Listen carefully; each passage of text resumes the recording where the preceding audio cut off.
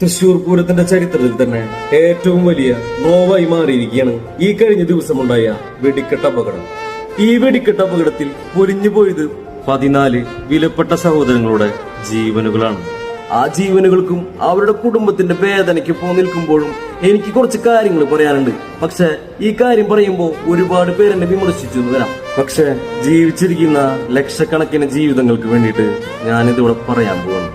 ഒരു പൂരത്തെ, അതായത് ഈ തൃശൂർ പൂരത്തെ ചുറ്റിപ്പറ്റി നിൽക്കുന്ന ലക്ഷക്കണക്കിന് സാധാരണക്കാരുടെ ജീവിതങ്ങളും ഇന്ന് വലിയൊരു പ്രതിസന്ധിയിലാണ്. ഒരു വർഷം മുഴുവൻ കഷ്ടപ്പെട്ട് വെഞ്ചാമരവും ആനവട്ടവും കുടകളും തുടങ്ങി ഒരു പൂരത്തിന്റെ കാഴ്ച വിസ്മയങ്ങൾ വിടരാൻ നിൽക്കുമ്പോൾ തന്നെ മങ്ങിയ വെളിച്ചത്തിലായിരിക്കുകയാണ് ഒരുപാട് തൊഴിലാളികളുടെ ജീവിതങ്ങൾ. എന്തിന്, പൂരപ്പറമ്പിലെ ചെറുകിട കച്ചവടങ്ങൾ കൊണ്ട് മാത്രം അന്നന്നത്തെ ജീവിതം പുലർത്തുന്ന വ്യാപാരികൾ, ഏത് പ്രതിസന്ധിയിലും അതിജീവിക്കുന്ന നമ്മുടെ മേള കലാകാരന്മാർ, രാപ്പകൽ അധ്വാനിക്കുന്ന ആനപ്പണിക്കാർ, പന്തല് പണിക്കാർ, സെക്യൂരിറ്റി ജീവനക്കാർ തുടങ്ങി നമ്മുടെ കരുണ കൊണ്ട് മാത്രം ജീവിക്കുന്ന മറ്റൊരുപാട് ജീവിതങ്ങളും അങ്ങനെ നീളുന്ന ഒരു നീണ്ട നിര തന്നെയുണ്ട്.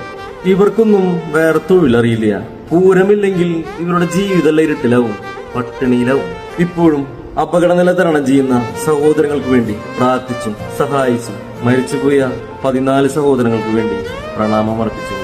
ദുരന്തങ്ങൾ ആവർത്തിക്കാതിരിക്കാനുള്ള